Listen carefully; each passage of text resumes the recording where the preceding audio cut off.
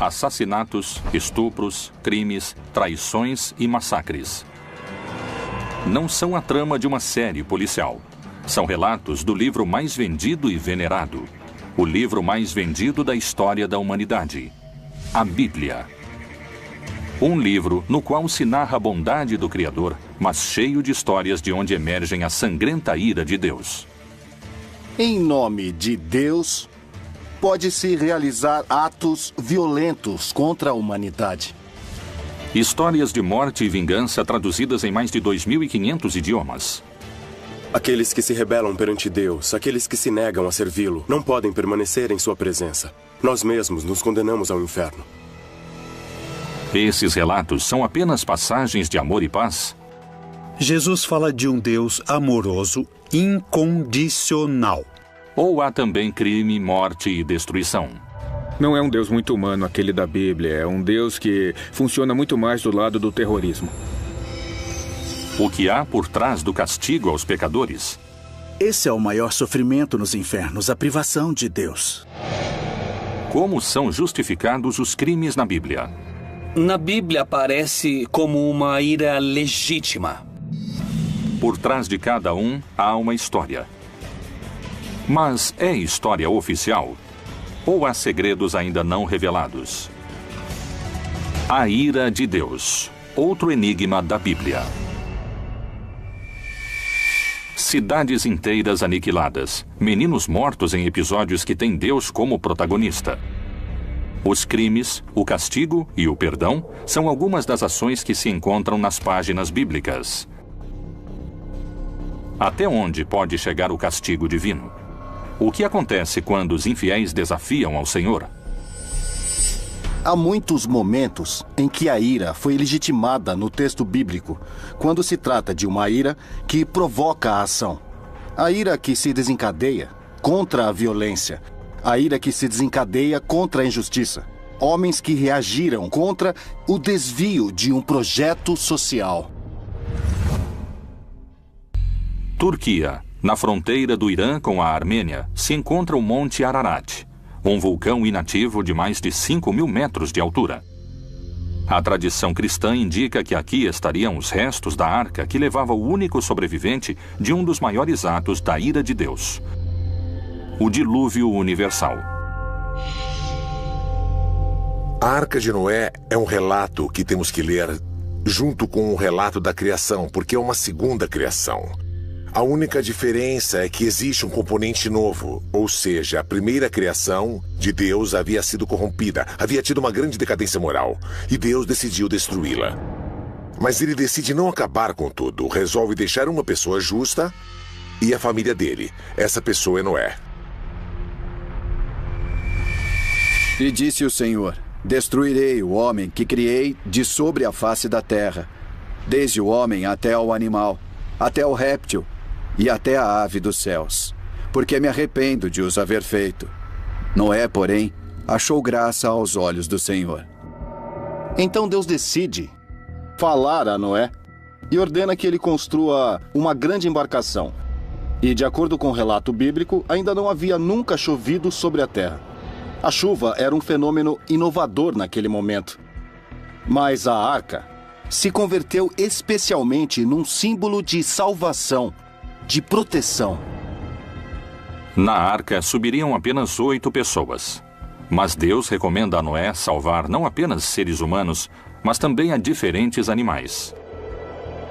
Porque eis que eu trago um dilúvio de águas sobre a terra, para desfazer toda a carne em que há espírito de vida debaixo dos céus. Tudo o que há na terra expirará, e de tudo o que vive, de toda a carne, 2 de cada espécie farás entrar na arca, para os conservar vivos contigo. Macho e fêmea serão. Foi um dilúvio que caiu sobre todo o território que era habitado naquela época. Esse dilúvio durou 40 dias e 40 noites.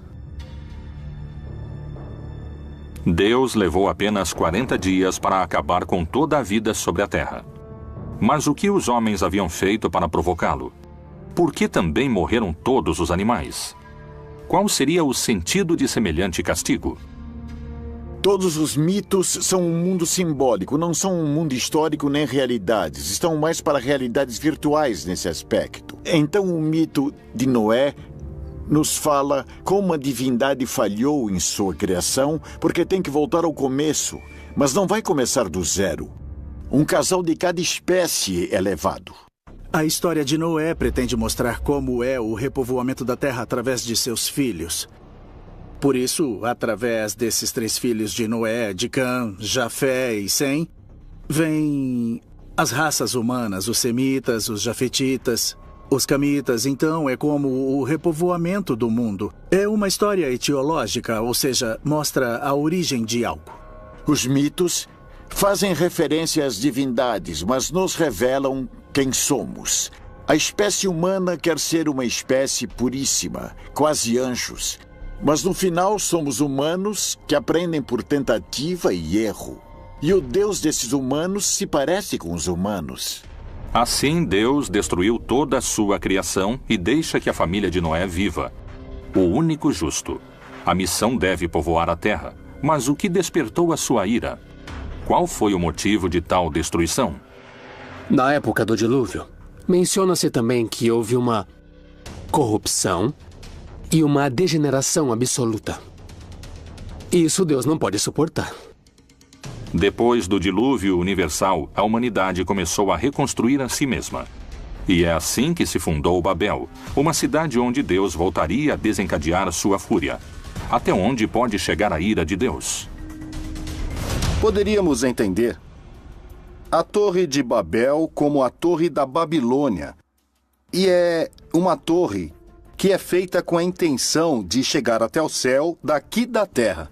É o homem tentando alcançar a Deus. No mundo mesopotâmico e no mundo do Oriente Próximo, eram feitas grandes construções chamadas zigurates. Os zigurates eram montanhas escalonadas que costumavam ter até 7 pisos, eram muito altas. Eram a representação de uma montanha. E lá em cima, no céu, fica a sede de Deus, que é onde Deus habita, e na terra está o homem. Portanto, dessa forma, a montanha permite que o homem se aproxime de Deus. Mas isso, para os israelitas, significa idolatria. A Torre de Babel realmente existiu? E se foi assim, por que sua construção havia irado a Deus? Essas não são as únicas histórias que muitos estudiosos vinculam à ira de Deus. O Deus da Bíblia não é bom, é um Deus mau. É um Deus que nos provoca temor. A ele temos que obedecer e render culto, porque tem todo o poder, porque pode nos prejudicar. Deus se incomoda com o desafio que o homem pretende lhe oferecer. A intenção do homem não é crescer. A intenção do homem não é evoluir, não é desenvolver-se. A intenção do homem é alcançar a Deus, o que se constitui um desafio. E esse desafio é o que vai ser castigado. A Torre de Babel representa o orgulho do homem, a vaidade ao tentar alcançar o céu por sua conta, que foi o mesmo pecado do Jardim do Éden. Sempre que tentamos ser Deus, Deus dá um fim a essa situação. Por isso, ele destrói a torre, separa o povo e cria idiomas diferentes, razão pela qual não podem se comunicar entre si como antes. E o Senhor disse: Eis que o povo é um, e todos têm uma mesma língua. E isto é o que começam a fazer. E agora não haverá restrição para tudo o que eles intentarem fazer. Desçamos e confundamos ali a sua língua, para que não entenda um a língua do outro. Deus é cruel e invejoso. Quando uma pessoa está chegando à perfeição, Deus se enche de inveja e cria impedimentos, cria travas. Alguns especialistas afirmam que a ira de Deus encontra seu ponto mais alto no inferno.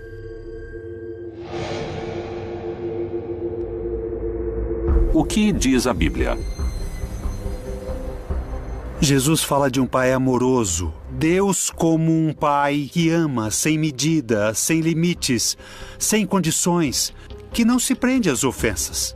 Não vos vingueis a vós mesmos, amados, mas dai lugar à ira, porque está escrito: Minha é a vingança, eu recompensarei, diz o Senhor. A vingança. Deus pede que seja deixada a ele a vingança como um ato unilateral para ajuste de contas. Não é concebida na perspectiva divina. Para muitas religiões, a morte é a passagem para a vida eterna. Mas dentro da tradição cristã, a vida eterna é o resultado do comportamento que um ser humano teve ao longo de sua vida. A teologia cristã construiu um mapa do castigo divino. Por que Deus criou um lugar para que os pecadores ardam se seu amor é infinito? O inferno é um lugar de sofrimento que Deus fez para o diabo e seus anjos. Os que se negam a servi-lo não podem permanecer em sua presença. Nós mesmos nos condenamos ao inferno.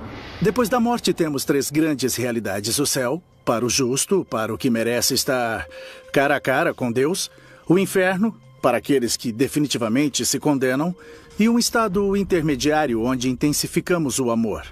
É o purgatório. O purgatório seria este cárcere que Jesus descreveu e no qual pagamos o que estamos devendo. O limbo é um lugar proposto por diferentes pessoas da igreja ao longo dos séculos para serem misericordiosos em um sentido. Havia os que podem ter levado uma vida virtuosa, mas não sabiam do batismo. Especialmente as crianças, que morriam antes do batismo. Assim, o limbo representa uma espécie de paraíso natural, um paraíso celestial. O inferno é uma sala de tortura para que os homens temam ao castigo de Deus? É um lugar que existe realmente? O que Jesus disse no Novo Testamento sobre o inferno? Ele ameaçava seus discípulos com as consequências da ira de Deus? E se o teu olho te escandalizar, lança-o fora. Melhor é para ti entrares no reino de Deus com um só olho, do que, tendo 2 olhos, seres lançado no fogo do inferno, onde seu bicho não morre e o fogo nunca se apaga. Descrever o inferno. Ele é simplesmente um ambiente de privação de Deus. Jesus utilizou várias imagens. Não se trata da descrição física do inferno. Se trata da descrição da situação. É um lugar onde se vive tormentos como se tivessem chamas, como se tivesse vermes. Um lugar de obscuridade. Mas realmente existem o inferno, o purgatório e o céu? Podemos encontrar entre as páginas da Bíblia a descrição desses lugares? Na Bíblia não há o inferno nem o purgatório. Tratam de retomar alguns textos onde Jesus disse que ali haverá choro e ranger de dentes. Ele está falando do purgatório. Outros dizem, não, está falando do inferno. Mas isso não existe na Bíblia. O limbo não é bíblico, o purgatório, nem o inferno eterno e nem o céu. O céu é como estar perto de Deus, sim. O inferno como distância de Deus, sim. Chamas, diabinhos, um Satanás que manda nos demônios. Isso foi um invento medieval.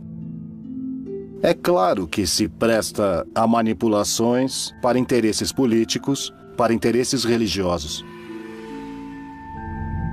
A ira de Deus pode condenar as almas dos pecadores a uma agonia eterna? De que maneira poderíamos evitar sofrer os tormentos das trevas? Existe uma instância de perdão na religião católica que conseguiria impedir a descida aos infernos? A confissão é um invento da igreja basicamente para obter informações e controle social.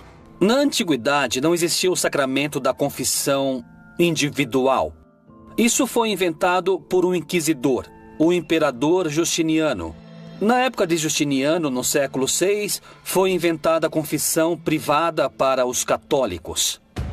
Qualquer um com sua racionalidade pode questionar com toda certeza por que alguém tem que confiar a uma pessoa seus maiores segredos e como essa pessoa tem, por que ela tem a capacidade de perdoar. Como, de onde ela tira a capacidade de perdoar? O bem e o mal. A religião ensina, com seus relatos, normas de moral e comportamento.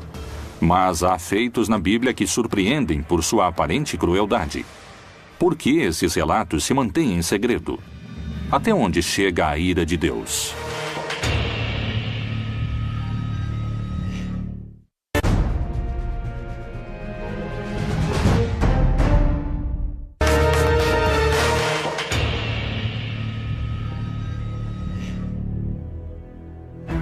A ira de Deus se desencadeia com força sobre os crentes pecadores. O que acontece com os ímpios?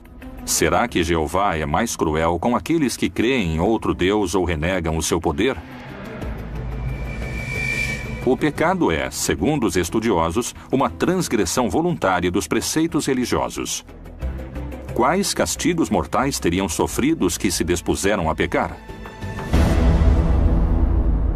O pecado é o que não é permitido dentro do decálogo do que é a religião. Os pecados capitais não vêm da Bíblia.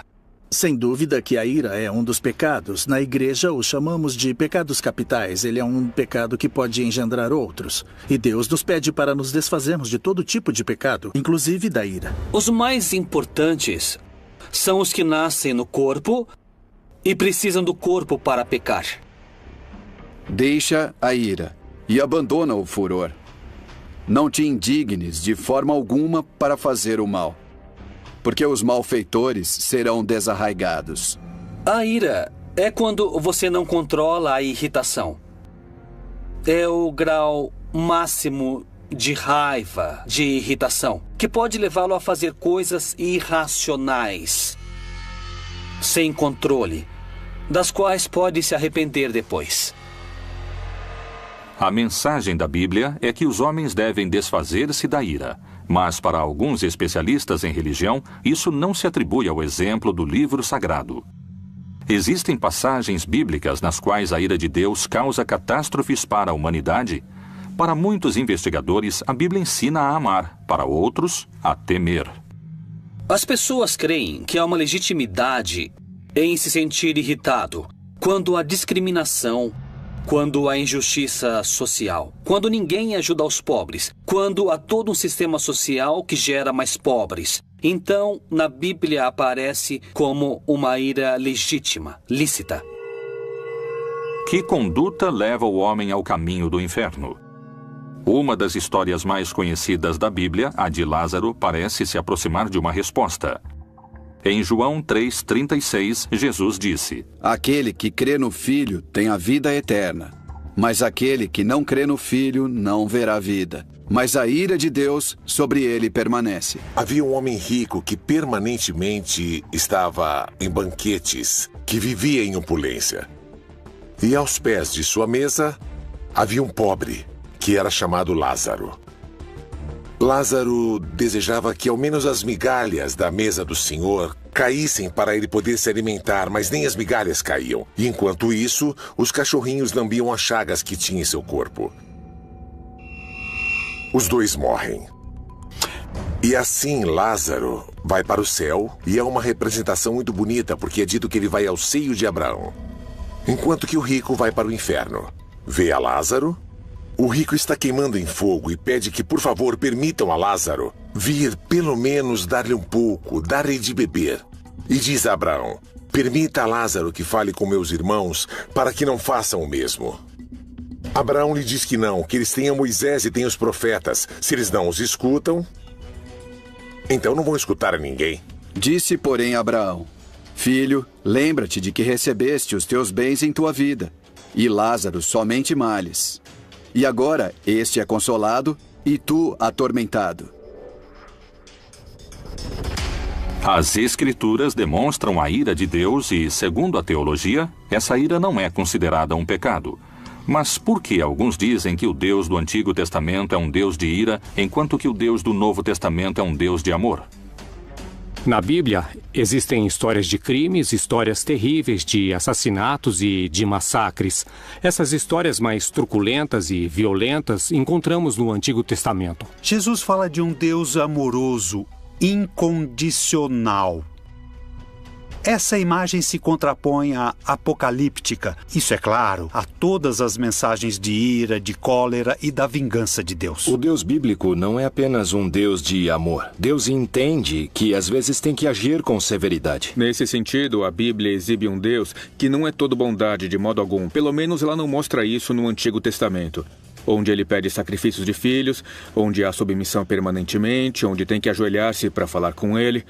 O que é isso? O que significa isso? Por que, se ele é todo bondade?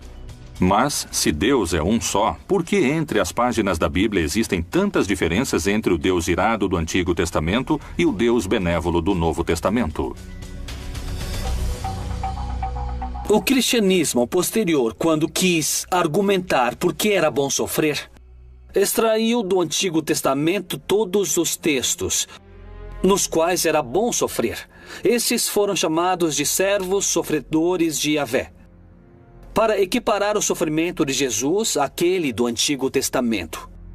Há uma transição entre somos os bons, agora somos os maus que precisam de penitência. No Antigo Testamento, há necessidade de se estabelecer um Estado, uma comunidade, os obriga a terem regras muito claras. Regras que podem parecer drásticas, intolerantes, mas que, na verdade, são regras que querem apenas evitar violências piores, na medida em que não foi executado o que se estava pedindo naquele momento. Em nome de Deus, foram cometidos os maiores crimes, que foram perdoados por esse mesmo Deus, que justificou seus crimes, mas não os criminosos. Porque quem os cometeu tem que pagar, e ele aplicará a lei do talião, que é olho por olho, dente por dente. Se alguém matou, aquele que matou tem que morrer. Quebradura por quebradura, olho por olho, dente por dente. Como ele tiver desfigurado a algum homem, assim se lhe fará. Olho por olho, dente por dente é uma das frases mais mal entendidas na história do pensamento humano. O que o Talmud fala é de compensação. O que esse princípio explica é que, quando uma pessoa causa um dano, um sofrimento, ela tem que compensar a vítima de uma forma que seja equivalente. Quais são as diferenças que alguns especialistas encontram entre o Deus do Novo e do Antigo Testamento? Esses castigos podem estar diretamente relacionados com a não adoração de sua figura? Dizem que o Deus do Antigo Testamento está mais preocupado com a justiça, portanto, se tem que agir de forma violenta, pode agir para que tenha justiça. O Deus do Novo Testamento está mais preocupado com o amor e, portanto, não comete esse tipo de ação. Temos que nos lembrar que quando perguntaram a Jesus qual é o principal mandamento, Jesus não contesta nenhum dos 10 mandamentos. Ele menciona 2 mandamentos que estão no Antigo Testamento, mas não entre os 10, que é amarás ao teu Deus e amarás ao teu próximo. Qual é a mensagem de Jesus? Nunca julgue, porque como você julgou, será julgado. No Antigo Testamento se encontram outros feitos que provocaram a ira de Deus. No Êxodo, a vontade de Deus avança e se manifesta em 10 pragas que atormentaram o povo egípcio. O relato das pragas é encontrado justamente no que conhecemos como o livro do Êxodo, ou também conhecido como o segundo livro de Moisés. É uma luta entre duas vontades. A vontade do faraó, que representa o poder do paganismo, e por outro lado Moisés, o profeta de Deus, de um Deus libertador e um Deus que se opõe à deificação dos governantes. E que nessa luta vemos que as pragas têm seu lugar, porque a função das pragas é quebrar a vontade do faraó, para que ele deixe o povo sair da escravidão. Que feitos indicam para os especialistas a origem da ira de Deus? Qual foi a missão de Moisés? As 10 pragas do Egito foram os crimes mais injustos e cruéis das Sagradas Escrituras. Por que a ira de Deus acabou com a vida de tantos inocentes? As páginas da Bíblia estão, como muitos afirmam, manchadas de sangue?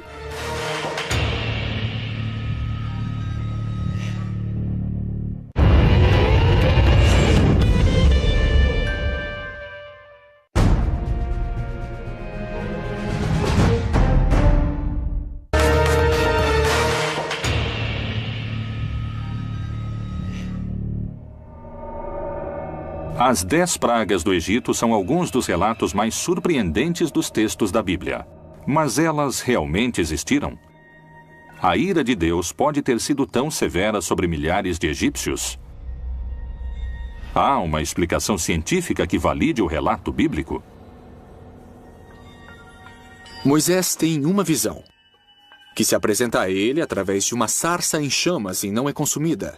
Através dessa sarça, Deus pede a Moisés que liberte o povo de Israel do Egito, como todo bom profeta, Moisés, em princípio, recusa a missão que Deus lhe encomenda e diz que não está preparado, porque eu? Mas Deus insiste que ele é a pessoa. Moisés havia levado uma vida comum até o momento em que Deus se apresentou com uma missão, talvez a mais significativa na história da religião. Moisés vai até o faraó e diz a ele que Deus mandou lhe dizer que deixe o seu povo ir. O faraó não aceita e por isso, então, Deus começa a mandar castigos, como encontramos em algumas traduções, mandar pragas ao faraó do Egito, para que liberte o povo. Diante da negativa de dar a liberdade ao povo de Moisés, o faraó recebe o castigo de Deus. As pragas divinas começam a recair sobre a população indefesa do Egito. Jeová lhe mostrou o que deveria fazer. Eis que eu, com esta vara que tenho em minha mão, ferrei as águas que estão no rio, e tornar-se-ão em sangue. E os peixes que estão no rio morrerão. E o rio cheirará mal, e os egípcios terão nojo de beber da água do rio. Há uma simbologia muito forte aqui. O rio Nilo era um rio adorado por eles, porque na verdade viviam do rio. E transformá-lo em sangue é transformá-lo em uma coisa impura. O faraó pede a Moisés que, por favor, detenha a praga. Deus age, a praga se detém, e uma vez a praga detida, o faraó volta a endurecer seu coração, e então começa novamente o ciclo com uma nova praga. Depois da promessa do faraó e seu posterior arrependimento, Deus entende isso como traição, e seu contra-ataque é mais forte. Porque esta vez enviarei todas as minhas pragas sobre o teu coração, e sobre os teus servos, e sobre o teu povo, para que saibas que não há outro como eu em toda a terra. O que se mostra nas pragas é uma progressão sucessiva que vai aumentando sua atividade e sua agressividade. Depois vem as rãs, as chagas e os mosquitos, de novo animais que transmitem impurezas.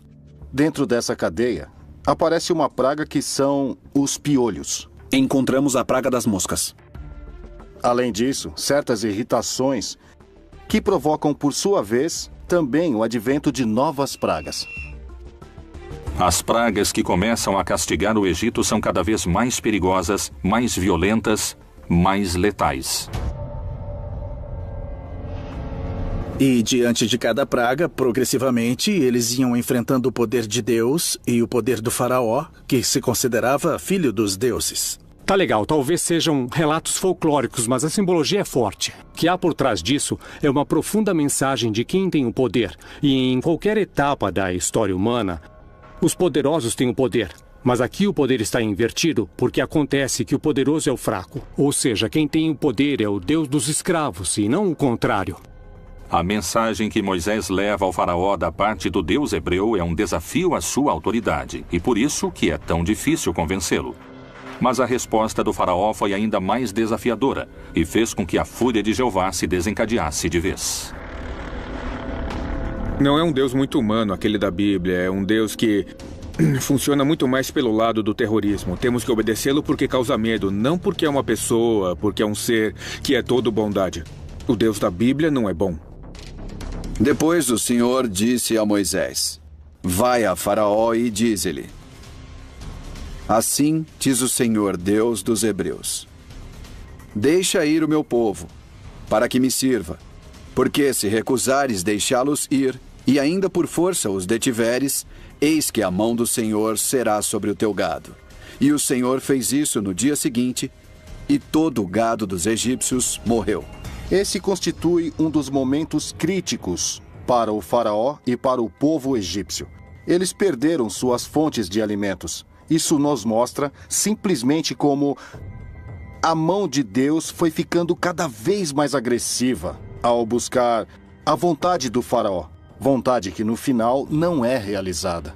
O que temos que entender é que, do ponto de vista literário, do ponto de vista da fé, o que vemos é um Deus da libertação, que queria que os escravos servissem livremente e não fossem dominados, versus o todo-poderoso rei do Egito, que se nega a isso.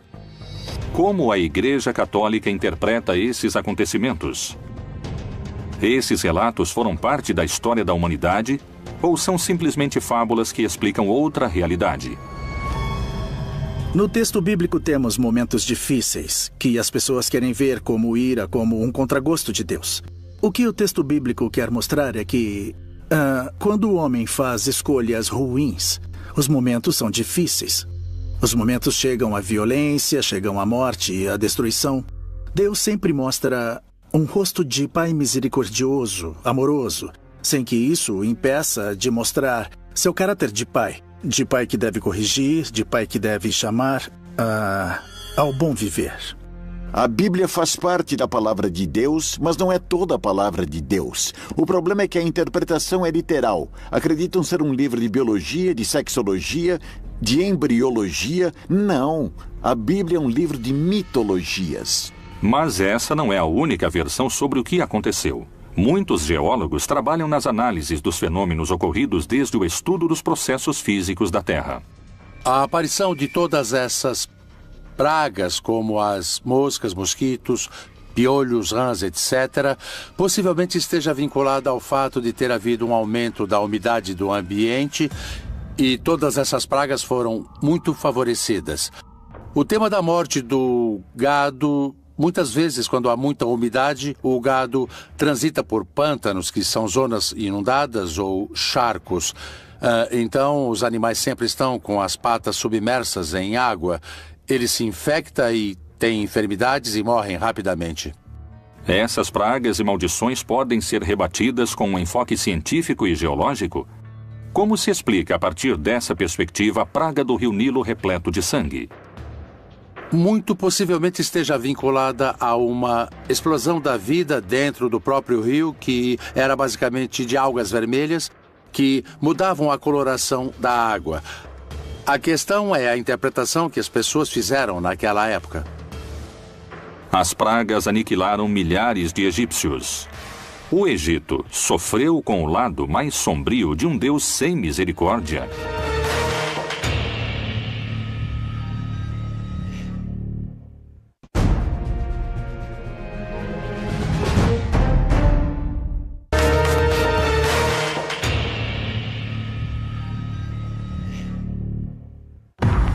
O Antigo e o Novo Testamento são formados por 76 livros.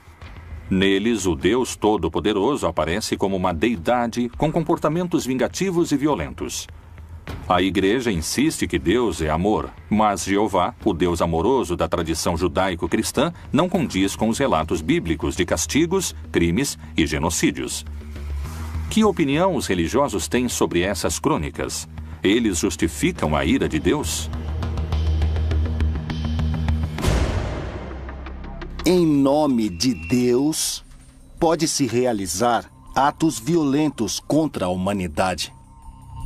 O Deus com ira ou Deus sem ira é um Deus perverso. As religiões vêm utilizando o nome de Deus ou a vontade de Deus ou as suas interpretações desses temas para criar catástrofes, genocídios, matanças, atos de injustiça e a violação de direitos de grupos distintos. Isso é muito claro. Nem jurareis falso pelo meu nome, pois profanarás o nome do teu Deus. Eu sou o Senhor. Os castigos de Deus parecem ser implacáveis, segundo algumas interpretações. Um exemplo poderia ser a história de Sodoma e Gomorra. Esse relato conta que milhares sofreram uma morte lenta e dolorosa sob o fogo de enxofre. Com base nisso, nos cabe mencionar, como vemos em passagens bíblicas, que de repente aparece ou se manifesta a ira de Deus, como por exemplo o dilúvio em Sodoma e Gomorra. Como quando Deus subverteu a Sodoma e a Gomorra e as suas cidades vizinhas. Diz o Senhor: assim ninguém habitará ali, nem morará nela o Filho de Homem. Há uma ordem central a esse povo que havia sido peregrino por 40 anos no deserto e foi acolhido por outros povos porque encontravam-se pessoas no deserto habitando-o. Então, como fora um povo peregrino, pede-se que acolham aos forasteiros, aos hóspedes que são sagrados. E aqui o problema é que esses dois povoados, tanto Sodoma como Gomorra, não amparam os hóspedes de modo sagrado. A violência de Deus nessa história é extrema, desmedida. Especialistas asseguram que, com base na interpretação desses mitos, o nome de Deus tem sido usado em vão muitas vezes para exercer diversos tipos de violência e discriminação. A lei sagrada é para com os hóspedes. Mas então esses povos rompem essa lei sagrada. Não acolhem os anjos como hóspedes. Querem abusar deles. E aqui o problema não é a questão homossexual, é o abuso. A Bíblia não fala disso. Fala de hospitalidade. E isso é o que é castigado nesse mito. Toda tradução tem uma ambiguidade. É o mesmo que traduzir a Bíblia e traduzir uma obra do inglês, um Shakespeare ou qualquer autor. É mais cruel o relato do que se passa, mas essas são coisas menores. Eu creio que não afetam muito aos sentidos. Enfim, assassinar é ruim, não é? Seja quem for. A ira de Deus poderia ser justificada segundo as diversas interpretações das Escrituras Sagradas? A Bíblia não tem o monopólio da violência. Muito menos o Alcorão, nem nenhum outro texto, ou seja, existe violência em todas as tradições. A pergunta é como são interpretados os textos e como são vividos. A ira de Deus é propriamente de Deus e ele sabe quando se deve aplicá-la e quando não. E porque não entendemos sua conduta, não significa que não tenha sentido. A Bíblia, um livro que compila histórias de violência e crimes onde Deus é vingativo e cruel. É necessário o castigo eterno no inferno? Como são justificados os crimes na Bíblia? Quanta violência terá sido cometida em nome de Jeová? A ira de Deus poderia ser justificada segundo as diversas interpretações das Escrituras Sagradas? A ira de Deus, outro dos grandes mistérios da Bíblia Proibida.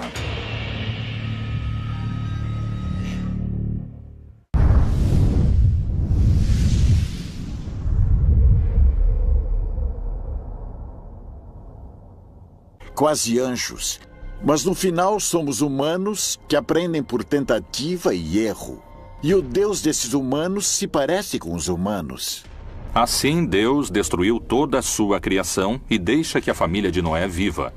O único justo. A missão deve povoar a terra. Mas o que despertou a sua ira? Qual foi o motivo de tal destruição? Na época do dilúvio, menciona-se também que houve uma corrupção e uma degeneração absoluta. Isso Deus não pode suportar. Depois do dilúvio universal, a humanidade começou a reconstruir a si mesma. E é assim que se fundou Babel, uma cidade onde Deus voltaria a desencadear sua fúria. Até onde pode chegar a ira de Deus? Poderíamos entender a Torre de Babel como a Torre da Babilônia. E é uma torre que é feita com a intenção de chegar até o céu daqui da terra. É o homem tentando alcançar a Deus. No mundo mesopotâmico e no mundo do Oriente Próximo, eram feitas grandes construções chamadas zigurates. Os zigurates eram montanhas escalonadas que costumavam ter até 7 pisos, eram muito altas.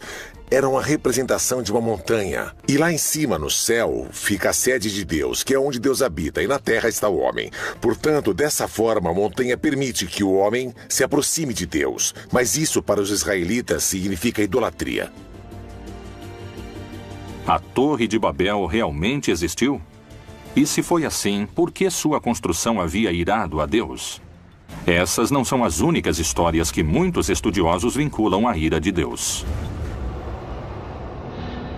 O Deus da Bíblia não é bom, é um Deus mau. É um Deus que nos provoca temor. A ele temos que obedecer e render culto, porque tem todo o poder, porque pode nos prejudicar. Deus se incomoda com o desafio que o homem pretende lhe oferecer.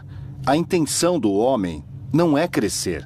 A intenção do homem não é evoluir, não é desenvolver-se. A intenção do homem é alcançar a Deus, o que se constitui um desafio. E esse desafio é o que vai ser castigado. A Torre de Babel representa o orgulho do homem, a vaidade ao tentar alcançar o céu por sua conta, que foi o mesmo pecado do Jardim do Éden. Sempre que tentamos ser Deus, Deus dá um fim a essa situação.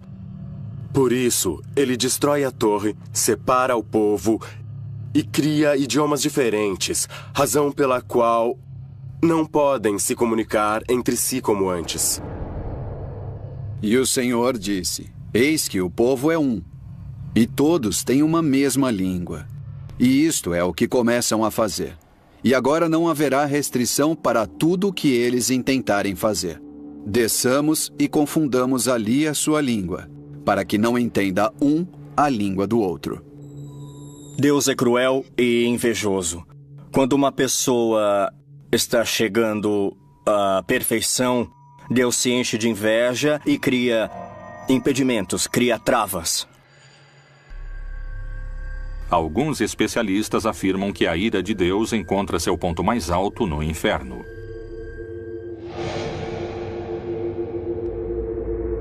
O que diz a Bíblia? Jesus fala de um pai amoroso. Deus como um pai que ama sem medida, sem limites, sem condições, que não se prende às ofensas. Não vos vingueis a vós mesmos, amados, mas dai lugar à ira, porque está escrito: minha é a vingança, eu recompensarei, diz o Senhor. A vingança, Deus pede que seja deixada a ele. A vingança como um ato unilateral para ajuste de contas. Não é concebida na perspectiva divina.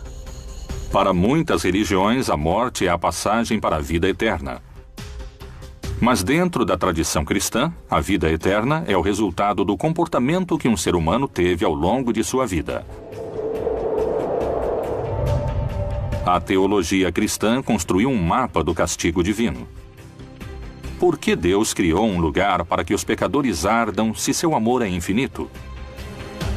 O inferno é um lugar de sofrimento que Deus fez para o diabo e seus anjos. Os que se negam a servi-lo não podem permanecer em sua presença. Nós mesmos nos condenamos ao inferno. Depois da morte temos 3 grandes realidades: o céu, para o justo, para o que merece estar cara a cara com Deus; o inferno, para aqueles que definitivamente se condenam; e um estado intermediário onde intensificamos o amor.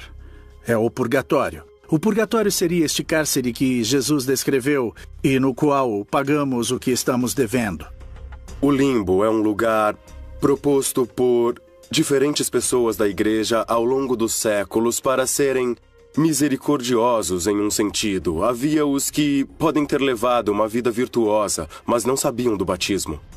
Especialmente as crianças, que morriam antes do batismo. Assim, o limbo representa uma espécie de paraíso natural, um paraíso celestial. O inferno é uma sala de tortura para que os homens temam ao castigo de Deus?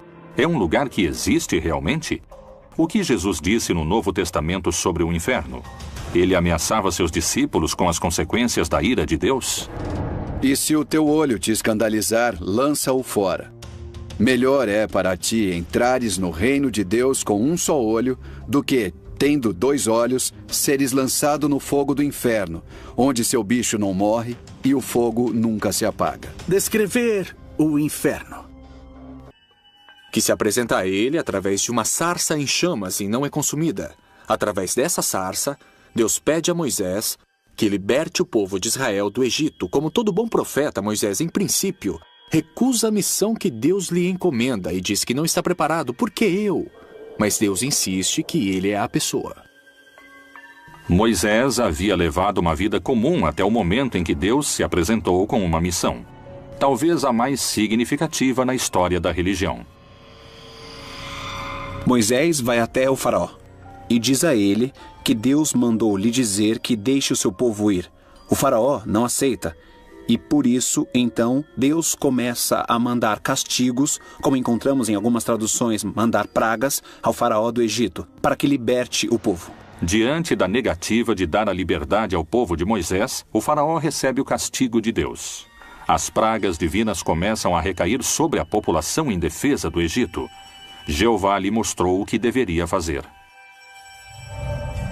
Eis que eu, com esta vara que tenho em minha mão, ferrei as águas que estão no rio, e tornar-se-ão em sangue.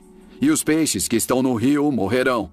E o rio cheirará mal, e os egípcios terão nojo de beber da água do rio. Há uma simbologia muito forte aqui. O rio Nilo era um rio adorado por eles, porque na verdade viviam do rio. E transformá-lo em sangue é transformá-lo em uma coisa impura. O faraó pede a Moisés que, por favor, detenha a praga. Deus age, a praga se detém, e uma vez a praga detida, o faraó volta a endurecer seu coração e então começa novamente o ciclo com uma nova praga. Depois da promessa do faraó e seu posterior arrependimento, Deus entende isso como traição e seu contra-ataque é mais forte. Porque esta vez enviarei todas as minhas pragas sobre o teu coração, e sobre os teus servos, e sobre o teu povo, para que saibas que não há outro como eu em toda a terra. O que se mostra nas pragas é uma progressão sucessiva que vai aumentando sua atividade e sua agressividade. Depois vem as rãs, as chagas e os mosquitos, de novo animais que transmitem impurezas. Dentro dessa cadeia, aparece uma praga que são os piolhos. Encontramos a praga das moscas. Além disso, certas irritações que provocam, por sua vez, também o advento de novas pragas. As pragas que começam a castigar o Egito são cada vez mais perigosas, mais violentas, mais letais. E diante de cada praga, progressivamente, eles iam enfrentando o poder de Deus e o poder do faraó, que se considerava filho dos deuses. Tá legal, talvez sejam relatos folclóricos, mas a simbologia é forte. O que há por trás disso é uma profunda mensagem de quem tem o poder. E em qualquer etapa da história humana, os poderosos têm o poder. Mas aqui o poder está invertido porque acontece que o poderoso é o fraco. Ou seja, quem tem o poder é o Deus dos escravos e não o contrário. A mensagem que Moisés leva ao faraó da parte do Deus hebreu é um desafio à sua autoridade. E por isso que é tão difícil convencê-lo. Mas a resposta do faraó foi ainda mais desafiadora e fez com que a fúria de Jeová se desencadeasse de vez. Não é um Deus muito humano aquele da Bíblia, é um Deus que funciona muito mais pelo lado do terrorismo. Temos que obedecê-lo porque causa medo, não porque é uma pessoa, porque é um ser que é todo bondade. O Deus da Bíblia não é bom. Depois o Senhor disse a Moisés: Vai a Faraó e diz-lhe: Assim diz o Senhor, Deus dos Hebreus: Deixa ir o meu povo, para que me sirva, porque se recusares deixá-los ir, e ainda por força os detiveres, eis que a mão do Senhor será sobre o teu gado. E o Senhor fez isso no dia seguinte, e todo o gado dos egípcios morreu. Esse constitui um dos momentos críticos para o faraó e para o povo egípcio. Eles perderam suas fontes de alimentos. Isso nos mostra simplesmente como a mão de Deus foi ficando cada vez mais agressiva ao buscar a vontade do faraó. Vontade que no final não é realizada. O que temos que entender é que, do ponto de vista literário, do ponto de vista da fé, o que vemos é um Deus da libertação, que queria que os escravos servissem livremente e não fossem dominados, versus o todo-poderoso rei do Egito, que se nega a isso.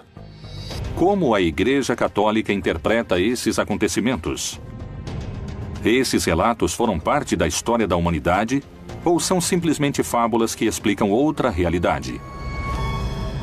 No texto bíblico temos momentos difíceis, que as pessoas querem ver como ira, como um contragosto de Deus. O que o texto bíblico quer mostrar é que, quando o homem faz escolhas ruins, os momentos são difíceis. Os momentos chegam à violência, chegam à morte e à destruição. Deus sempre mostra um rosto de pai misericordioso, amoroso, sem que isso o impeça de mostrar seu caráter de pai que deve corrigir, de pai que deve chamar ao bom viver. A Bíblia faz parte da palavra de Deus, mas não é toda a palavra de Deus. O problema é que a interpretação é literal. Acreditam ser um livro de biologia, de sexologia, de embriologia. Não. A Bíblia é um livro de mitologias. Mas essa não é a única versão sobre o que aconteceu. Muitos geólogos trabalham nas análises dos fenômenos ocorridos desde o estudo dos processos físicos da Terra. A aparição de todas essas pragas, como as moscas, mosquitos, piolhos... Ele é simplesmente um ambiente de privação de Deus. Jesus utilizou várias imagens. Não se trata da descrição física do inferno. Se trata da descrição da situação. É um lugar onde se vive tormentos como se tivessem chamas, como se tivesse vermes. um lugar de obscuridade. Mas realmente existem o inferno, o purgatório e o céu? Podemos encontrar entre as páginas da Bíblia a descrição desses lugares? Na Bíblia não há o inferno nem o purgatório. Tratam de retomar alguns textos onde Jesus disse que ali haverá choro e ranger de dentes. Ele está falando do purgatório. Outros dizem, não, está falando do inferno. Mas isso não existe na Bíblia. O limbo não é bíblico, o purgatório, nem o inferno eterno e nem o céu. O céu é como estar perto de Deus, sim. O inferno como distância de Deus, sim. Chamas, diabinhos, um Satanás que manda nos demônios. Isso foi um invento medieval. É claro que se presta a manipulações para interesses políticos, para interesses religiosos. A ira de Deus pode condenar as almas dos pecadores a uma agonia eterna? De que maneira poderíamos evitar sofrer os tormentos das trevas? Existe uma instância de perdão na religião católica que conseguiria impedir a descida aos infernos? A confissão é um invento da igreja basicamente para obter informações e controle social. Na antiguidade não existia o sacramento da confissão individual. Isso foi inventado por um inquisidor, o imperador Justiniano. Na época de Justiniano, no século VI, foi inventada a confissão privada para os católicos. Qualquer um com sua racionalidade pode questionar com toda certeza por que alguém tem que confiar a uma pessoa seus maiores segredos e como essa pessoa tem, por que ela tem a capacidade de perdoar. Como, de onde ela tira a capacidade de perdoar? O bem e o mal. A religião ensina, com seus relatos, normas de moral e comportamento. Mas há feitos na Bíblia que surpreendem por sua aparente crueldade. Por que esses relatos se mantêm em segredo? Até onde chega a ira de Deus?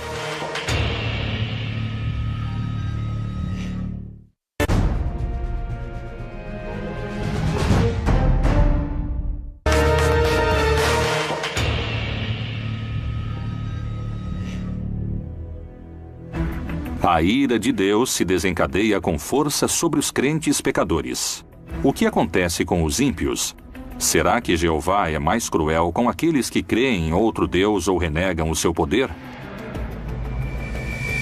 O pecado é, segundo os estudiosos, uma transgressão voluntária dos preceitos religiosos. Quais castigos mortais teriam sofrido os que se dispuseram a pecar? O pecado é o que não é permitido dentro do decálogo do que é a religião. Os pecados capitais não vêm da Bíblia. Sem dúvida que a ira é um dos pecados. Na igreja o chamamos de pecados capitais. Ele é um pecado que pode engendrar outros. E Deus nos pede para nos desfazermos de todo tipo de pecado, inclusive da ira. Os mais importantes são os que nascem no corpo e precisam do corpo para pecar. Deixa a ira e abandona o furor. Não te indignes de forma alguma para fazer o mal, porque os malfeitores serão desarraigados. A ira é quando você não controla a irritação. É o grau máximo de raiva, de irritação, que pode levá-lo a fazer coisas irracionais, sem controle, das quais pode se arrepender depois. A mensagem da Bíblia é que os homens devem desfazer-se da ira. Mas para alguns especialistas em religião, isso não se atribui ao exemplo do livro sagrado. Existem passagens bíblicas nas quais a ira de Deus causa catástrofes para a humanidade? Para muitos investigadores, a Bíblia ensina a amar, para outros, a temer. As pessoas creem que há uma legitimidade em se sentir irritado quando há discriminação, quando há injustiça social, quando ninguém ajuda os pobres, quando há todo um sistema social que gera mais pobres. Então, na Bíblia aparece como uma ira legítima, lícita.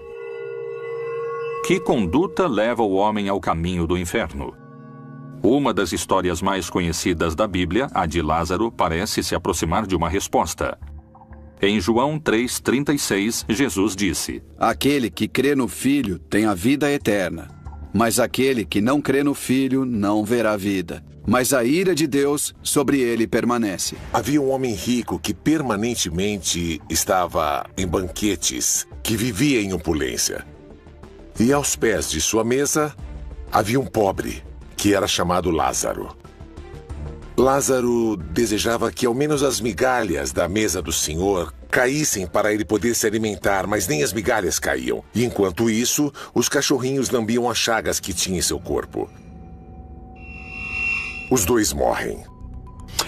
E assim Lázaro vai para o céu, e é uma representação muito bonita, porque é dito que ele vai ao seio de Abraão. Enquanto que o rico vai para o inferno. Vê a Lázaro. O rico está queimando em fogo e pede que, por favor, permitam a Lázaro vir pelo menos dar-lhe um pouco, dar-lhe de beber. E diz a Abraão: permita a Lázaro que fale com meus irmãos para que não façam o mesmo. Abraão lhe diz que não, que eles têm a Moisés e têm os profetas. Se eles não os escutam, então não vão escutar a ninguém. Disse, porém, Abraão: filho, lembra-te de que recebeste os teus bens em tua vida, e Lázaro somente males. E agora este é consolado e tu atormentado. As Escrituras demonstram a ira de Deus e, segundo a teologia, essa ira não é considerada um pecado. Mas por que alguns dizem que o Deus do Antigo Testamento é um Deus de ira, enquanto que o Deus do Novo Testamento é um Deus de amor? Na Bíblia, existem histórias de crimes, histórias terríveis de assassinatos e de massacres. Essas histórias mais truculentas e violentas encontramos no Antigo Testamento. Jesus fala de um Deus amoroso, incondicional. Essa imagem se contrapõe à apocalíptica, isso é claro, a todas as mensagens de ira, de cólera e da vingança de Deus. O Deus bíblico não é apenas um Deus de amor. Deus entende que às vezes tem que agir com severidade. Nesse sentido, a Bíblia exibe um Deus que não é todo bondade de modo algum. Pelo menos ela não mostra isso no Antigo Testamento, onde ele pede sacrifícios de filhos, onde há submissão permanentemente, onde tem que ajoelhar-se para falar com ele. O que é isso? O que significa isso? Por que, se ele é todo bondade? Mas, se Deus é um só, por que entre as páginas da Bíblia existem tantas diferenças entre o Deus irado do Antigo Testamento e o Deus benévolo do Novo Testamento? O cristianismo posterior, quando quis argumentar por que era bom sofrer, extraiu do Antigo Testamento todos os textos nos quais era bom sofrer. Esses foram chamados de servos sofredores de Yahvé, para equiparar o sofrimento de Jesus àquele do Antigo Testamento. Há uma transição entre somos os bons, agora somos os maus que precisam de penitência. No Antigo Testamento, há a necessidade de se estabelecer um Estado, uma comunidade, os obriga a terem regras muito claras. Regras que podem parecer drásticas, intolerantes, mas que, na verdade, são regras que querem apenas evitar violências piores, na medida em que não foi executado o que se estava pedindo naquele momento. Em nome de Deus, foram cometidos os maiores crimes, que foram perdoados por esse mesmo Deus, que justificou seus crimes, mas não os criminosos. Porque quem os cometeu tem que pagar. E ele aplicará a lei do talião, que é olho por olho, dente por dente. Se alguém matou, aquele que matou tem que morrer. Quebradura por quebradura, olho por olho, dente por dente. Como ele tiver desfigurado a algum homem, assim se lhe fará. Olho por olho, dente por dente é uma das frases mais mal entendidas na história do pensamento humano. O que o Talmud fala é de compensação. O que esse princípio explica é que, quando uma pessoa causa um dano, um sofrimento, ela tem que compensar a vítima de uma forma que seja equivalente. Quais são as diferenças que alguns especialistas encontram entre o Deus do Novo e do Antigo Testamento? Esses castigos podem estar diretamente relacionados com a não adoração de sua figura? Dizem que o Deus do Antigo Testamento está mais preocupado com a justiça, portanto, se tem que agir de forma violenta, pode agir para que tenha justiça. O Deus do Novo Testamento está mais preocupado com o amor e, portanto, não comete esse tipo de ação. Temos que nos lembrar que quando perguntaram a Jesus qual é o principal mandamento, Jesus não contesta nenhum dos 10 mandamentos. Ele menciona 2 mandamentos que estão no Antigo Testamento, mas não entre os 10, que é amarás ao teu Deus e amarás ao teu próximo. Qual é a mensagem de Jesus? Nunca julgue, porque como você julgou, será julgado. No Antigo Testamento se encontram outros feitos que provocaram a ira de Deus. No Êxodo, a vontade de Deus avança e se manifesta em 10 pragas que atormentaram o povo egípcio. O relato das pragas é encontrado justamente no que conhecemos como o livro do Êxodo, ou também conhecido como o segundo livro de Moisés. É uma luta entre 2 vontades. A vontade do faraó, que representa o poder do paganismo, e por outro lado Moisés, o profeta de Deus, de um Deus libertador e um Deus que se opõe à deificação dos governantes. E que nessa luta vemos que as pragas têm seu lugar, porque a função das pragas é quebrar a vontade do faraó, para que ele deixe o povo sair da escravidão. Que feitos indicam para os especialistas a origem da ira de Deus? Qual foi a missão de Moisés? As 10 pragas do Egito foram os crimes mais injustos e cruéis das Sagradas Escrituras. Por que a ira de Deus acabou com a vida de tantos inocentes? As páginas da Bíblia estão, como muitos afirmam, manchadas de sangue?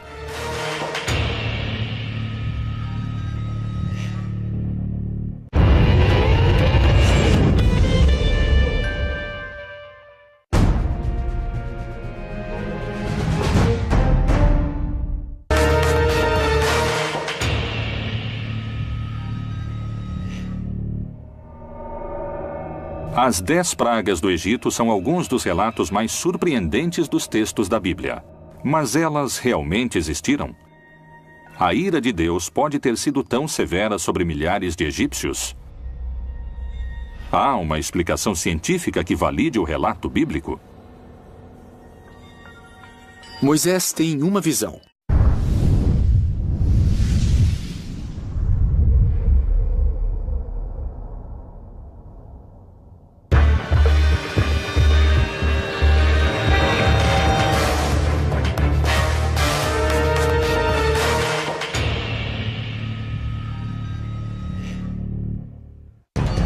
Assassinatos, estupros, crimes, traições e massacres. Não são a trama de uma série policial. São relatos do livro mais vendido e venerado. O livro mais vendido da história da humanidade. A Bíblia. Um livro no qual se narra a bondade do Criador, mas cheio de histórias de onde emergem a sangrenta ira de Deus. Em nome de Deus, pode-se realizar atos violentos contra a humanidade. Histórias de morte e vingança traduzidas em mais de 2.500 idiomas. Aqueles que se rebelam perante Deus, aqueles que se negam a servi-lo, não podem permanecer em sua presença. Nós mesmos nos condenamos ao inferno. Esses relatos são apenas passagens de amor e paz? Jesus fala de um Deus amoroso, incondicional. Ou há também crime, morte e destruição? Não é um Deus muito humano aquele da Bíblia. É um Deus que funciona muito mais do lado do terrorismo. O que há por trás do castigo aos pecadores? Esse é o maior sofrimento nos infernos, a privação de Deus. Como são justificados os crimes na Bíblia? Na Bíblia aparece como uma ira legítima. Por trás de cada um há uma história. Mas é história oficial? Ou há segredos ainda não revelados? A ira de Deus. Outro enigma da Bíblia. Cidades inteiras aniquiladas. Meninos mortos em episódios que têm Deus como protagonista. Os crimes, o castigo e o perdão são algumas das ações que se encontram nas páginas bíblicas. Até onde pode chegar o castigo divino? O que acontece quando os infiéis desafiam ao Senhor? Há muitos momentos em que a ira foi legitimada no texto bíblico, quando se trata de uma ira que provoca a ação. A ira que se desencadeia contra a violência. A ira que se desencadeia contra a injustiça. Homens que reagiram contra o desvio de um projeto social. Turquia, na fronteira do Irã com a Armênia, se encontra o Monte Ararat, um vulcão inativo de mais de 5.000 metros de altura. A tradição cristã indica que aqui estariam os restos da arca que levava o único sobrevivente de um dos maiores atos da ira de Deus, o dilúvio universal. A Arca de Noé é um relato que temos que ler junto com o relato da criação, porque é uma segunda criação. A única diferença é que existe um componente novo, ou seja, a primeira criação de Deus havia sido corrompida, havia tido uma grande decadência moral, e Deus decidiu destruí-la. Mas ele decide não acabar com tudo, resolve deixar uma pessoa justa e a família dele. Essa pessoa é Noé. E disse o Senhor: destruirei o homem que criei de sobre a face da terra, desde o homem até ao animal, até o réptil e até a ave dos céus, porque me arrependo de os haver feito. Noé, porém, achou graça aos olhos do Senhor. Então Deus decide falar a Noé e ordena que ele construa uma grande embarcação.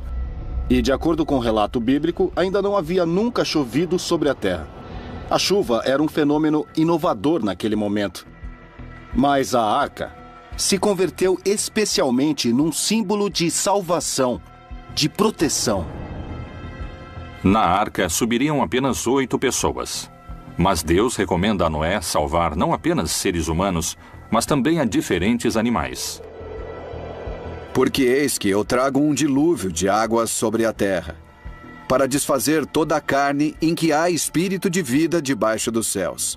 Tudo o que há na terra expirará, e de tudo o que vive, de toda a carne, 2 de cada espécie farás entrar na arca, para os conservar vivos contigo. Macho e fêmea serão. Foi um dilúvio que caiu sobre todo o território que era habitado naquela época. Esse dilúvio durou 40 dias e 40 noites. Deus levou apenas 40 dias para acabar com toda a vida sobre a terra. Mas o que os homens haviam feito para provocá-lo? Por que também morreram todos os animais? Qual seria o sentido de semelhante castigo? Todos os mitos são um mundo simbólico, não são um mundo histórico nem realidades. Estão mais para realidades virtuais nesse aspecto. Então o mito de Noé nos fala como a divindade falhou em sua criação, porque tem que voltar ao começo, mas não vai começar do zero. Um casal de cada espécie é levado. A história de Noé pretende mostrar como é o repovoamento da terra através de seus filhos.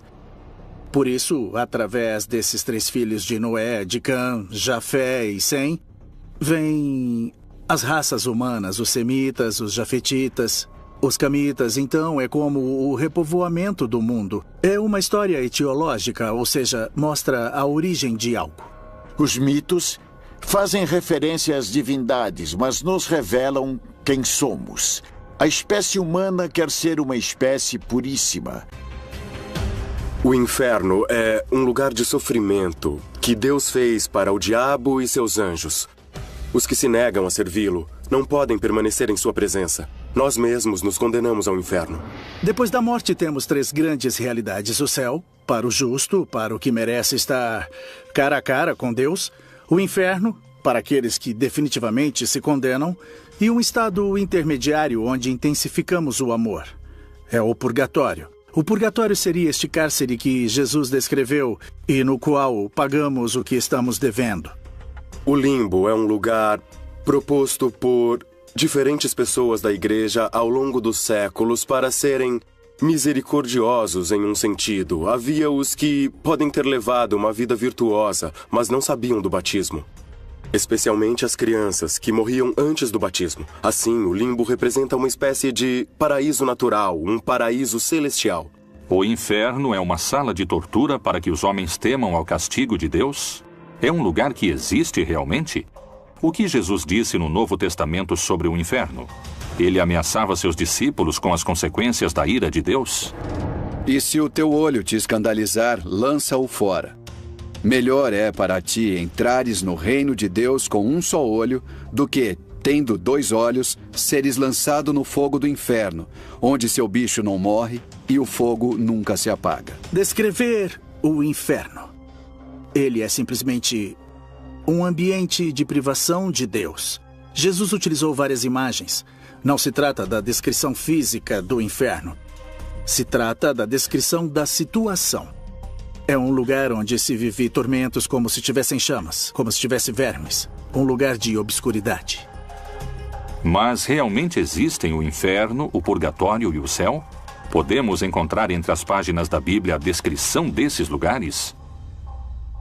Na Bíblia não há o inferno nem o purgatório. Tratam de retomar alguns textos onde Jesus disse que ali haverá choro e ranger de dentes. Ele está falando do purgatório. Outros dizem, não, está falando do inferno. Mas isso não existe na Bíblia. O limbo não é bíblico, o purgatório, nem o inferno eterno e nem o céu. O céu é como estar perto de Deus, sim. O inferno como distância de Deus, sim. Chamas, diabinhos, um Satanás que manda nos demônios. Isso foi um invento medieval. É claro que se presta a manipulações para interesses políticos, para interesses religiosos. A ira de Deus pode condenar as almas dos pecadores a uma agonia eterna?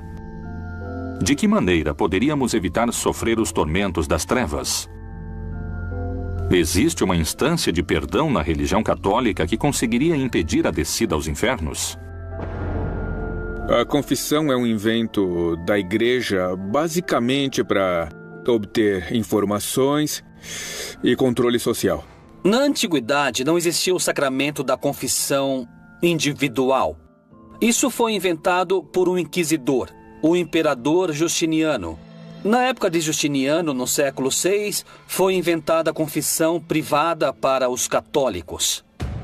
Qualquer um com sua racionalidade pode questionar com toda certeza por que alguém tem que confiar a uma pessoa seus maiores segredos e como essa pessoa tem, por que ela tem a capacidade de perdoar. Como, de onde ela tira a capacidade de perdoar? O bem e o mal. A religião ensina com seus relatos normas de moral e comportamento. Mas há feitos na Bíblia que surpreendem por sua aparente crueldade. Por que esses relatos se mantêm em segredo? Até onde chega a ira de Deus?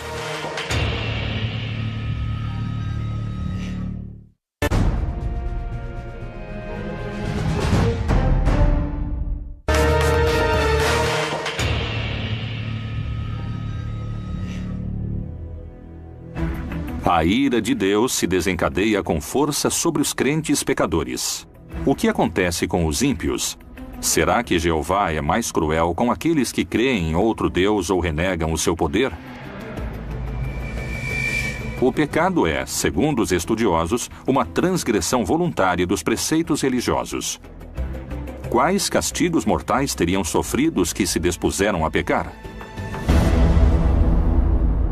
O pecado é o que não é permitido dentro do decálogo do que é a religião. Os pecados capitais não vêm da Bíblia. Sem dúvida que a ira é um dos pecados. Na igreja o chamamos de pecados capitais. Ele é um pecado que pode engendrar outros. E Deus nos pede para nos desfazermos de todo tipo de pecado, inclusive da ira. Os mais importantes são os que nascem no corpo e precisam do corpo para pecar. Deixa a ira e abandona o furor. Não te indignes de forma alguma para fazer o mal, porque os malfeitores, assim se lhe fará. Olho por olho, dente por dente, é uma das frases mais mal entendidas na história do pensamento humano. O que o Talmud fala é de compensação. O que esse princípio explica é que, quando uma pessoa causa um dano, um sofrimento, ela tem que compensar a vítima de uma forma que seja equivalente. Quais são as diferenças que alguns especialistas encontram entre o Deus do Novo e do Antigo Testamento? Esses castigos podem estar diretamente relacionados com a não adoração de sua figura? Dizem que o Deus do Antigo Testamento está mais preocupado com a justiça, portanto, se tem que agir de forma violenta, pode agir para que tenha justiça. O Deus do Novo Testamento está mais preocupado com o amor e, portanto, não comete esse tipo de ação. Temos que nos lembrar que quando perguntaram a Jesus qual é o principal mandamento, Jesus não contesta nenhum dos 10 mandamentos. Ele menciona 2 mandamentos que estão no Antigo Testamento, mas não entre os 10, que é amarás ao teu Deus e amarás ao teu próximo. Qual é a mensagem de Jesus? Nunca julgue, porque como você julgou, será julgado. No Antigo Testamento se encontram outros feitos que provocaram a ira de Deus. No Êxodo, a vontade de Deus avança e se manifesta em 10 pragas que atormentaram o povo egípcio. O relato das pragas é encontrado justamente no que conhecemos como o livro do Êxodo, ou também conhecido como o segundo livro de Moisés. É uma luta entre 2 vontades. A vontade do faraó, que representa o poder do paganismo, e por outro lado Moisés, o profeta de Deus, de um Deus libertador e um Deus que se opõe à deificação dos governantes. E que nessa luta vemos que as pragas têm seu lugar, porque a função das pragas é quebrar a vontade do faraó, para que ele deixe o povo sair da escravidão. Que feitos indicam para os especialistas a origem da ira de Deus? Qual foi a missão de Moisés? As 10 pragas do Egito foram os crimes mais injustos e cruéis das Sagradas Escrituras. Por que a ira de Deus acabou com a vida de tantos inocentes? As páginas da Bíblia estão, como muitos afirmam, manchadas de sangue?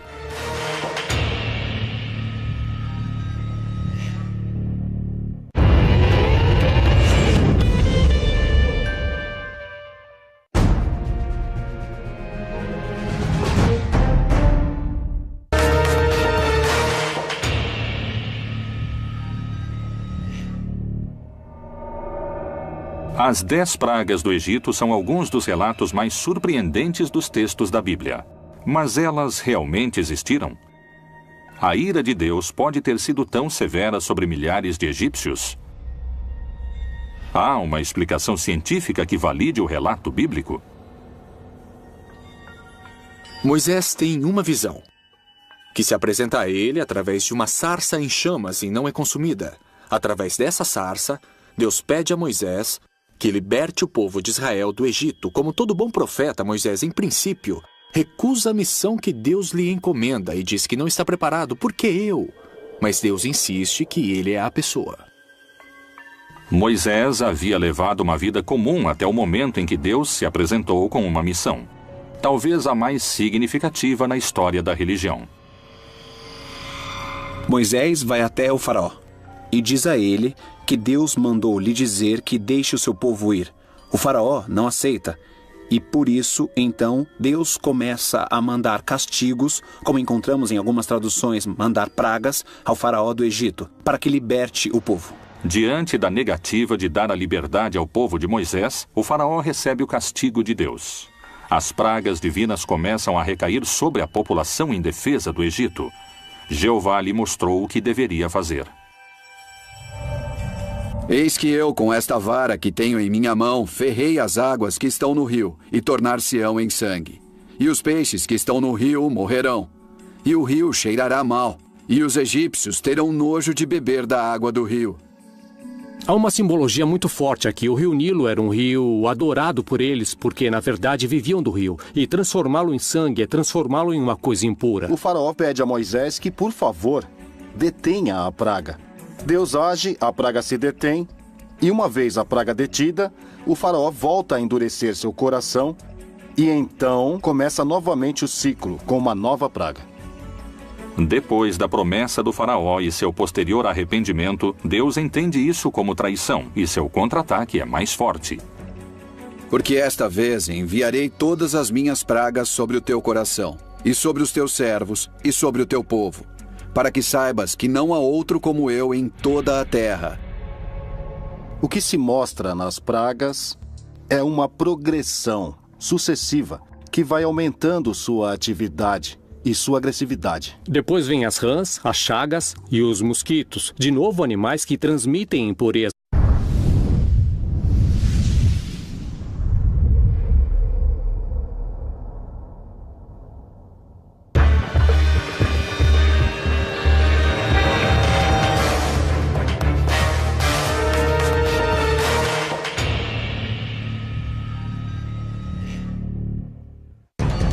assassinatos, estupros, crimes, traições e massacres. Não são a trama de uma série policial. São relatos do livro mais vendido e venerado.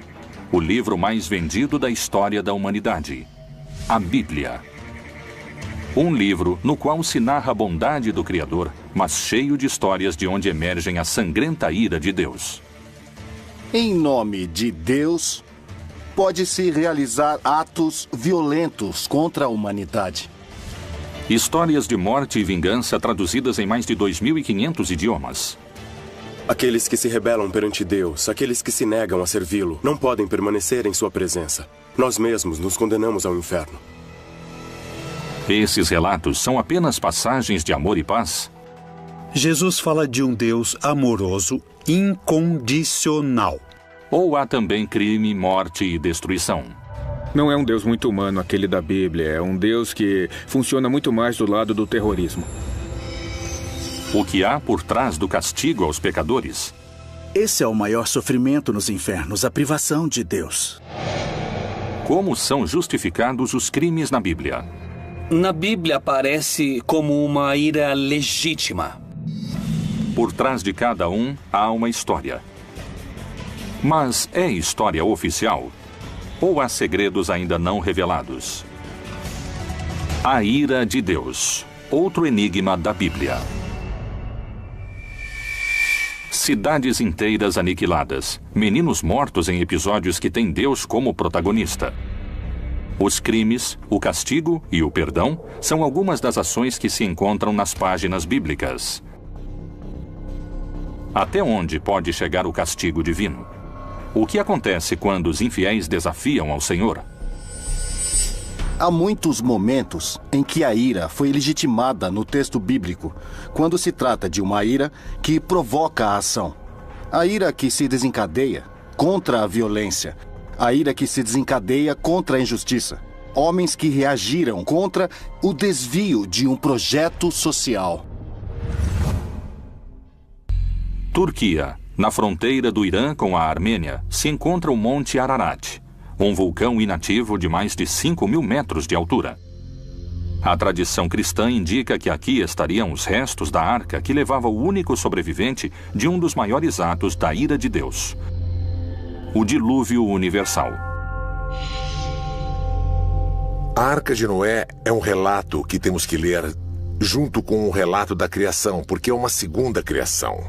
A única diferença é que existe um componente novo, ou seja, a primeira criação de Deus havia sido corrompida, havia tido uma grande decadência moral, e Deus decidiu destruí-la.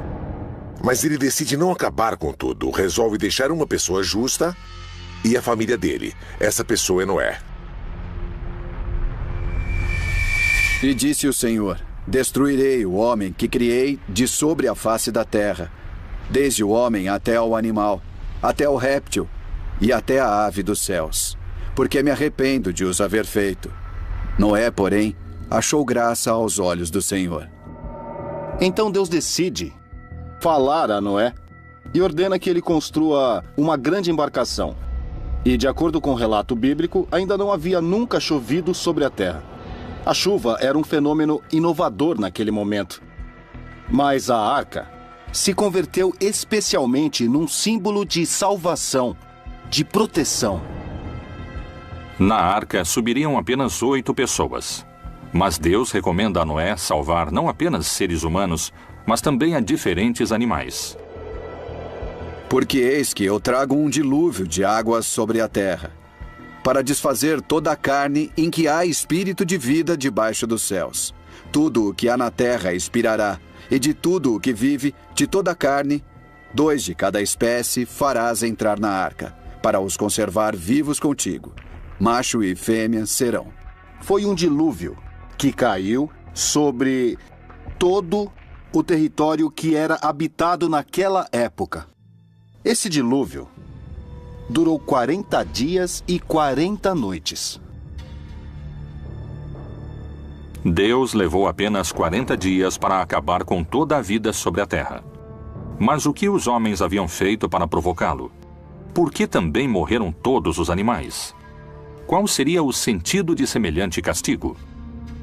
Todos os mitos são um mundo simbólico, não são um mundo histórico nem realidades. Estão mais para realidades virtuais nesse aspecto. Então o mito de Noé nos fala como a divindade falhou em sua criação, porque tem que voltar ao começo, mas não vai começar do zero.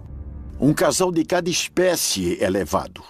A história de Noé pretende mostrar como é o repovoamento da Terra através de seus filhos. Por isso, através desses 3 filhos de Noé, de Cã, Jafé e Sem, vêm as raças humanas, os semitas, os jafetitas, os camitas. Então, é como o repovoamento do mundo. É uma história etiológica, ou seja, mostra a origem de algo. Os mitos fazem referência às divindades, mas nos revelam quem somos. A espécie humana quer ser uma espécie puríssima, quase anjos. Mas no final somos humanos que aprendem por tentativa e erro. E o Deus desses humanos se parece com os humanos. Assim, Deus destruiu toda a sua criação e deixa que a família de Noé viva. O único justo. A missão deve povoar a terra. Mas o que despertou a sua ira? Qual foi o motivo de tal destruição? Na época do dilúvio, menciona-se também que houve uma corrupção e uma degeneração absoluta. Isso Deus não pode suportar. Depois do dilúvio universal, a humanidade começou a reconstruir a si mesma. E é assim que se fundou Babel, uma cidade onde Deus voltaria a desencadear sua fúria. Até onde pode chegar a ira de Deus? Poderíamos entender a Torre de Babel como a Torre da Babilônia. E é uma torre que é feita com a intenção de chegar até o céu daqui da terra. É o homem tentando alcançar a Deus. No mundo mesopotâmico e no mundo do Oriente Próximo, eram feitas grandes construções chamadas zigurates. Os zigurates eram montanhas escalonadas que costumavam ter até 7 pisos, eram muito altas. Eram a representação de uma montanha. E lá em cima, no céu, fica a sede de Deus, que é onde Deus habita, e na terra está o homem. Portanto, dessa forma, a montanha permite que o homem se aproxime de Deus. Mas isso, para os israelitas, significa idolatria. A Torre de Babel realmente existiu? E se foi assim, por que sua construção havia irado a Deus? Essas não são as únicas histórias que muitos estudiosos vinculam à ira de Deus.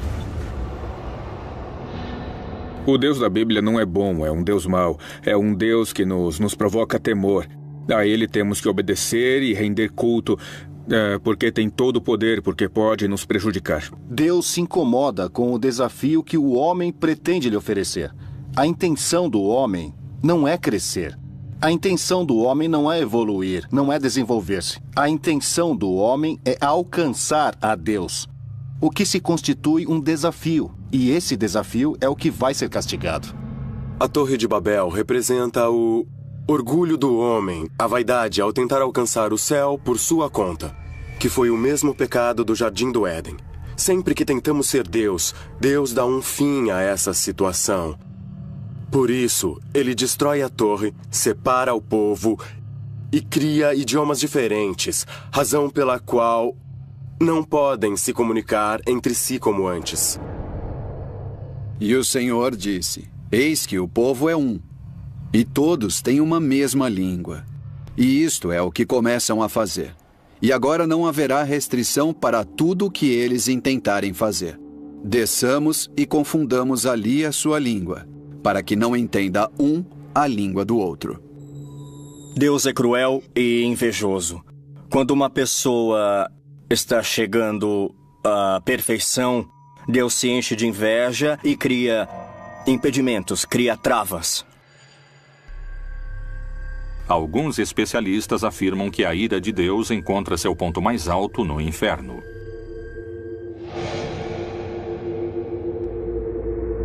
O que diz a Bíblia?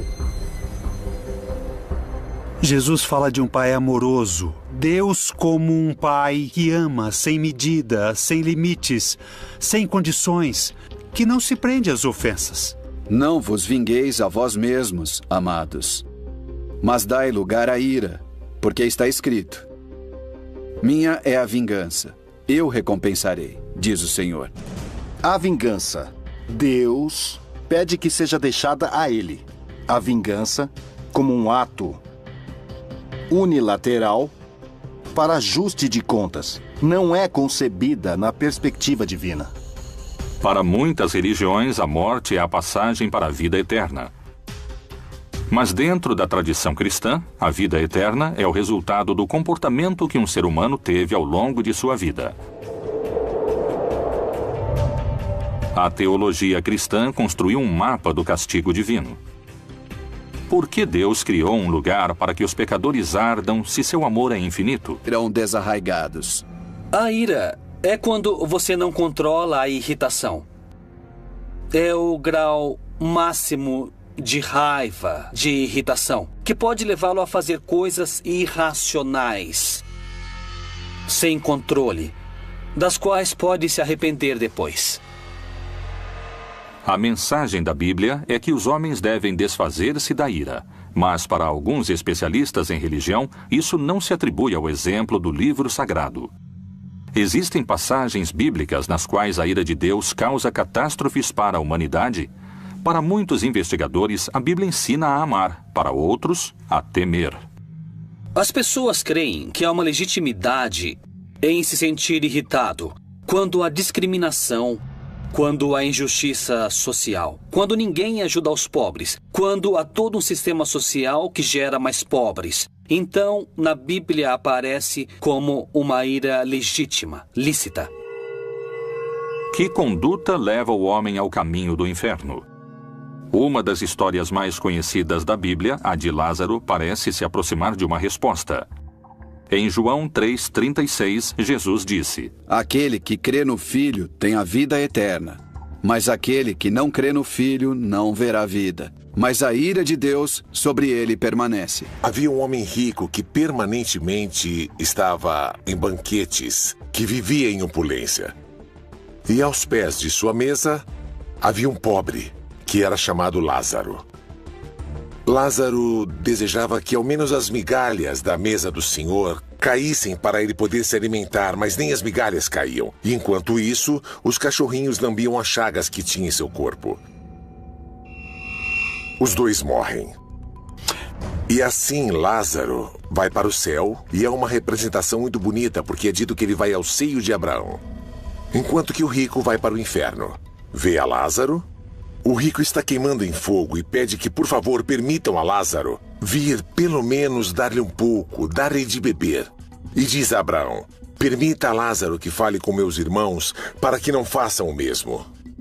Abraão lhe diz que não, que eles têm a Moisés e têm os profetas. Se eles não os escutam, então não vão escutar a ninguém. Disse, porém, Abraão: Filho, lembra-te de que recebeste os teus bens em tua vida, e Lázaro somente males. E agora este é consolado e tu atormentado. As Escrituras demonstram a ira de Deus e, segundo a teologia, essa ira não é considerada um pecado. Mas por que alguns dizem que o Deus do Antigo Testamento é um Deus de ira, enquanto que o Deus do Novo Testamento é um Deus de amor? Na Bíblia, existem histórias de crimes, histórias terríveis de assassinatos e de massacres. Essas histórias mais truculentas e violentas encontramos no Antigo Testamento. Jesus fala de um Deus amoroso, incondicional.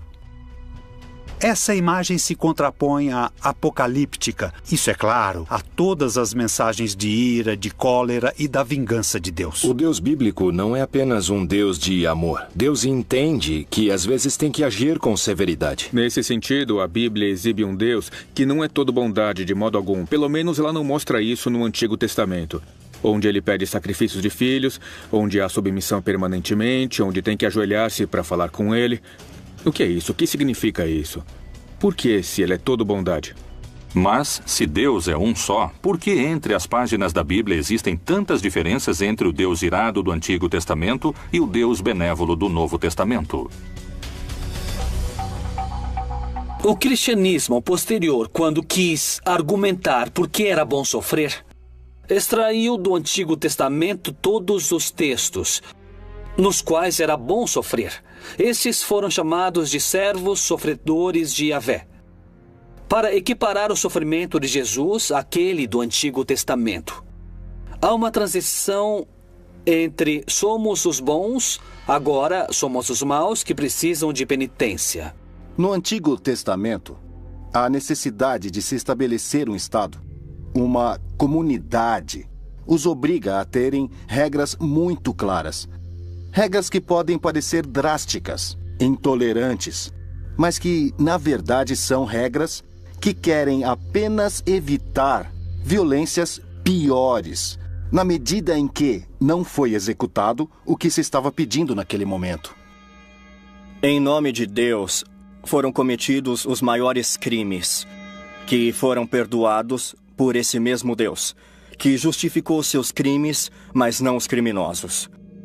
Porque quem os cometeu tem que pagar, e ele aplicará a lei do talião, que é olho por olho, dente por dente. Se alguém matou, aquele que matou tem que morrer.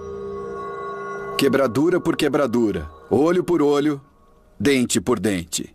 Como ele tiver desfigurado a algum homem,